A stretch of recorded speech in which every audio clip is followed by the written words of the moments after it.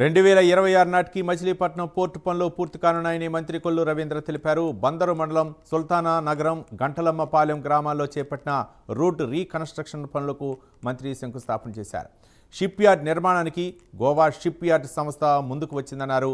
6,000 కోట్లతో చేపట్టే ఈ ప్రాజెక్టు ద్వారా వేలాది మందికి ఉద్యోగ ఉపాధి అవకాశాలు రానున్నాయని మంత్రి కొల్లు రవీంద్ర తెలిపారు.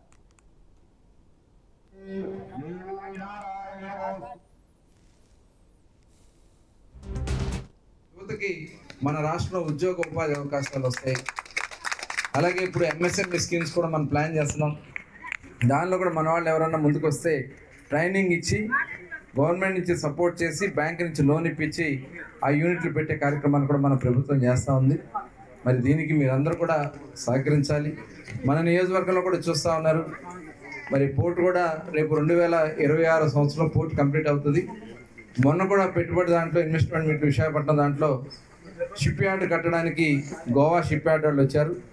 అంటే వాళ్ళు షిప్పుల్ని ఇక్కడ తయారు చేయడానికి ఇప్పుడు పోర్ట్ అవుతుంది కాబట్టి పోర్టుతో పాటు అక్కడే షిప్ తయారు చేసే కర్మాగారాన్ని ఇక్కడ ఏర్పాటు చేయడానికి గోవా గవర్నమెంట్ ముందుకు వచ్చారు. దగ్గర 6,000 కోట్ల రూపాయలు దీనికి పెట్టుబడి పెట్టడానికి వారు కూడా ముందుకు రావడం కూడా జరిగింది మన రాష్ట్రంలో. రాబోయే